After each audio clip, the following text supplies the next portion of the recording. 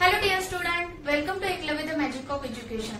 In previous session we discussed about the universal gravitational law and inverse square law. Today we are going to discuss about the acceleration due to gravity. These numericals are depend on the universal gravitational law. So हा जो question आहे हा एक्झामला नेहमी विचारला जातो. तर कुठला question आहे ते बघूया आपण. So question is, how does the force of gravitation between two objects change when the distance between them is reduces to half? So आपल्याला माहिती आहे की युनिव्हर्सल ग्रॅव्हिटेशनल लॉ मध्ये फोर्स कसा कॅल्क्युलेट करतो आपण. So universal gravitational law gives what F is equal to G into M1 M2 upon D square. हे equation आपल्याला कशामध्ये मिळालं होतं, युनिव्हर्सल ग्रॅव्हिटेशनल लॉ मध्ये मिळालं होतं. आता यामध्ये बघा क्वेश्चन मध्ये काय दिलेलं आहे, दोन ऑब्जेक्ट आहे, त्यांचा मास आहे M1 M2 आणि त्यांच्या मधलं जे डिस्टन्स आहे ते किती आहे, D/2. हाफ डिस्टन्स आहे. जर हे पूर्ण डिस्टन्स जर D असेल तर हाफ डिस्टन्स किती असणार आहे, D/2 असणार आहे. सो आपल्याला काय करायचं, इथे डिस्टन्सची व्हॅल्यू काय होणार आहे, चेंज होणार आहे. कशी, तर आपण सॉल्व्ह करूया. F is equal to G into M1 M2. So what is the distance here, D/2. So distance square is D/2 square. So F is equal to G into M1 M2 upon D square by 4. So we can write like this. F is equal to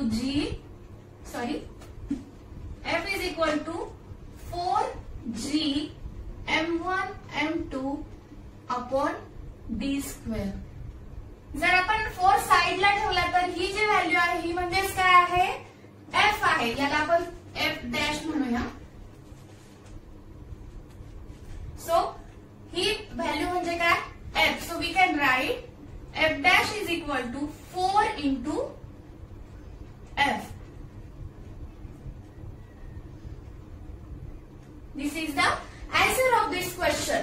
आता हे answer मधून आपण काय सांगू शकतो, तर एखाद्या दोन ऑब्जेक्ट मध्ये जेव्हा ग्रॅव्हिटेशन फोर्स असेल आणि त्यामधलं जे डिस्टन्स जर रिड्यूस केला, हाफ डिस्टन्स केलं, तर त्यावेळेस काय होणार आहे, तो जो फोर्स आहे तो किती टाइम्सने ग्रेटर असणार आहे, 4 टाइम्सने ग्रेटर असणार आहे. जर डिस्टन्स आपण रिड्यूस केलं तर काय होणार आहे, फोर्स इन्क्रीज होणार आहे. Because force is inversely proportional to the distance between two object. That's why F dash is equal to 4F in this question. या क्वेश्चन मध्ये काय मिळालं आपल्याला, F dash is equal to 4F मिळालेला आहे. Second question. आता या question मध्ये आपण काय करूया, जे ऑब्जेक्ट आहे हा देखील क्वेश्चन विचारला जातो एक्झाम मध्ये.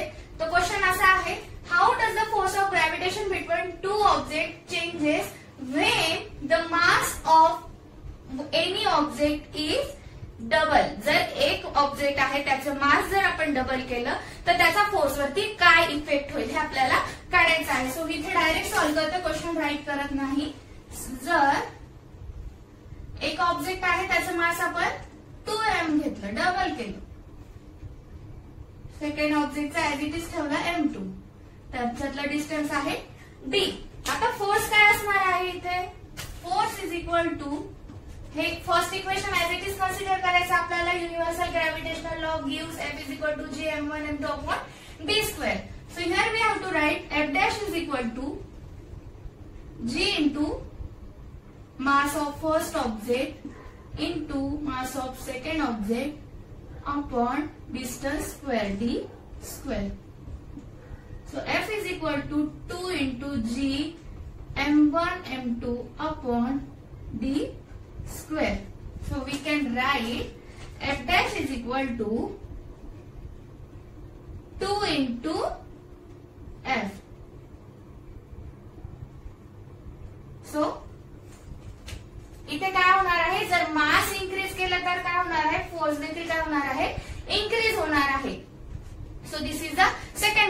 हा क्वेश्चन देखील एक्झाम मध्ये काय केला जातो, विचारला जातो. Next point is acceleration due to gravity. So आपल्याला माहिती आहे ऍक्सेलरेशन म्हणजे काय. Acceleration means the change in velocity with respect to time. म्हणजे with respect to time velocity मध्ये जे चेंजेस होतात यावरून आपण काय फाइंड करू शकतो, ऍक्सेलरेशन फाइंड आउट करू शकतो. So what is acceleration due to gravity. So acceleration due to gravity definition is the gravitational force due to earth on a body result in its acceleration. This is called the acceleration due to gravity. म्हणजे अर्थ वरती जे object आहे त्यांच्यावरती जो gravitational force act होतो त्या gravitational फोर्समुळे जे ऑब्जेक्ट आहे जे त्यांना ऍक्सेलरेशन मिळतं आणि त्या ऍक्सेलरेशनला काय म्हटलं जातं, ऍक्सेलरेशन ड्यू टू ग्रॅव्हिटी म्हटलं जातं. समजा आपण काय केलं, एखादा बॉल हवेमध्ये थ्रो केला तर काय होणार आहे बघा. समजा इथे मी अर्थ सरफेस कन्सिडर केलेला आहे. आता काय केलं आपण, इथून बॉल काय केला, हवेमध्ये थ्रो केला. बॉल कुठे गेला, इथे गेला. ज्या वेळेस बॉल अपसाइड जाणार आहे अर्थ पासून, अर्थ सरफेस पासून वरती जाणार आहे त्यावेळेस काय होणार आहे, त्याची जी व्हेलॉसिटी आहे ती काय होणार आहे, कमी कमी होत जाणार आहे. ती काय होणार आहे, निगेटिव्ह मध्ये जाईल. Velocity is in negative. त्याची व्हेलॉसिटी अपसाइड जाताना काय होईल, निगेटिव्ह होईल. आणि एका स्पेसिफिक हाईटला गेल्याच्या नंतर ती व्हेलॉसिटी काय होणार आहे, 0 होणार आहे. v इज इक्वल टू 0 होणार आहे. जेव्हा हा ऑब्जेक्ट वरती जाईल, बॉल हवेमध्ये थ्रो करणार आहोत आपण, त्यावेळेस काय होणार आहे, अर्थ त्याला स्वतःकडे पूल करणार आहे. अर्थ त्याच्यावरती काय करणार आहे, ग्रॅव्हिटेशनल फोर्स अप्लाय करणार आहे. इथे हा काय आहे, बॉल आहे. या बॉल वरती काय करते अर्थ, ग्रॅव्हिटेशनल फोर्स एक्झर्ट करते, अप्लाय करते. ज्यावेळेस त्याची व्हेलॉसिटी 0 होणार आहे तो काय होणार आहे, व्हेलॉसिटी 0 झाल्यामुळे तो डाऊनवर्ड डिरेक्शनला येणार आहे.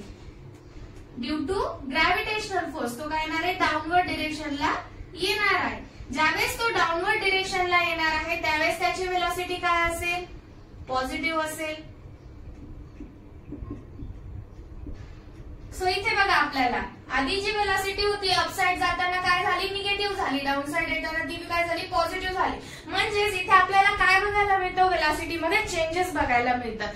So change in velocity with respect to time म्हणजे काय झालं, ऍक्सेलरेशन झालं. आणि इथे जे बॉलला ऍक्सेलरेशन मिळालेलं आहे ते कशामुळे मिळालेलं आहे, due to earth gravitational force. Earth जो ग्रॅव्हिटेशनल फोर्स एक्झर्ट करते बॉलवरती त्यामुळे काय झालं, इथे व्हेलॉसिटी मध्ये चेंजेस झाले आणि तो बॉल ऍक्सेलरेट झाला. या ऍक्सेलरेशनला काय म्हटलं जातं, ऍक्सेलरेशन ड्यू टू ग्रॅव्हिटी म्हटलं जातं. So acceleration due to gravity is denoted by, it is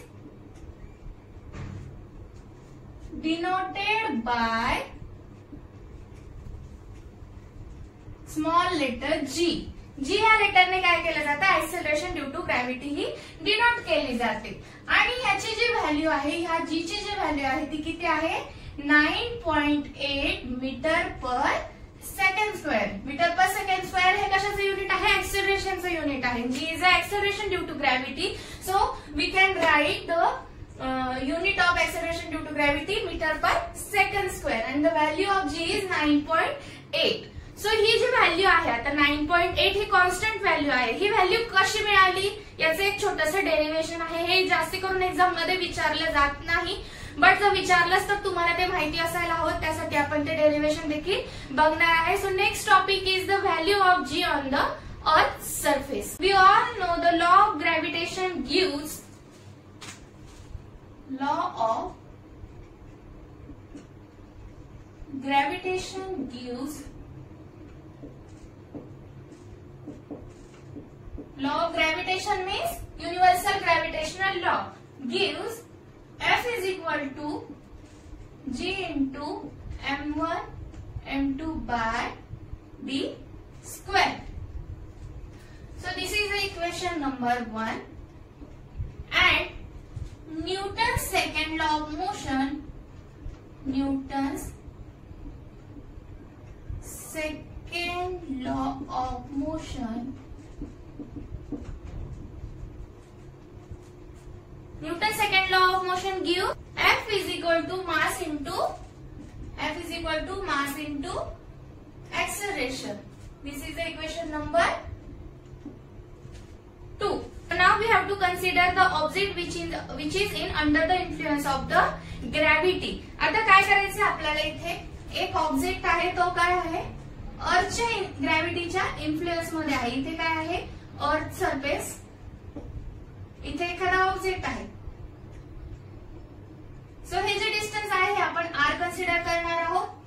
आता इथे आपल्याला एका ऑब्जेक्टचं अर्थचं मास कन्सिडर करायचं आहे ते आपण कॅपिटल लेटर एम ने कन्सिडर करूया आणि हे जे आहे तो ऑब्जेक्टचं मास एम ने कन्सिडर करूया. ओके. आणि इथे जे ऍक्सेलरेशन बघायला मिळणार आहे ते काय असणार आहे ऍक्सेलरेशन ड्यू टू ग्रॅव्हिटी असणार आहे. सो या केसमध्ये आपल्याला काय काय कन्सिडर करायचं आहे M is equal to mass of earth, ही कॉन्स्टंट व्हॅल्यू आहे. So mass of earth is 6 into 10 raised to 24 kg.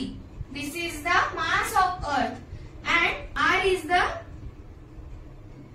radius of earth. It is also constant. Value is 6.4 into 10 raised to 6 meter. G is the acceleration due to gravity. Okay. So and small m is equal to mass of object. Mass of object which is under the influence of earth gravity. So now we have to write the equation for this case. ह्या केस साठी आपल्याला आता equation right करायचे आहे. So how we can write F is equal to G into M. This is the mass of earth. Small m is the mass of object. Divided by r square.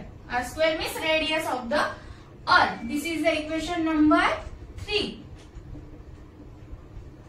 Now we can write the force. Newton law of motion वरून आपण force कसा write करू शकतो mass into acceleration. So we can write M into G. This is the equation number 4. ह्या terms same आहे त्यामुळे आपण काय करू शकतो ह्या साइड काय करू शकतो इक्वली राइट करू शकतो. So M G is equal to G M M divided by R square. So M M cancel. G is equal to G M upon R square. So आपल्याला माहिती ह्या व्हॅल्यू काय आहे G is equal to capital G ची value काय आहे आपण बघितलं होतं युनिव्हर्सल ग्रॅव्हिटेशनल कॉन्स्टंट. त्याची व्हॅल्यू काय होती 6.673 into 10 raised to -11. आता M काय आहे मास of earth is 6 into 10 raised to 24 divide by r square. R square means radius and radius is 6.4 into 10 raised to 6. So we have to multiply this. G is equal to 40.2 into 10 raised to आता बघा -11 and 24 किती येणार आहे 13 येणार आहे. Divide by sorry याचा square करायचा आहे आपल्याला. 6.4 चा स्क्वेअर काय येणार आहे 40.96. This is the square of 6.4 and 10 raised to 6 square means 10 raised to 12. So याचं कॅल्क्युलेशन केल्यावर आपल्याला काय आन्सर मिळणार आहे 0.977 into 10 raised to 1. So 10 raised to 1 म्हणजे काय करू शकतो आपण हा पॉइंट रिड्यूस करू शकतो. So G is equal to 9.77 meter per second square. So we can write G is equal to 9.8 meter per second square. This is the value of G on Earth's surface.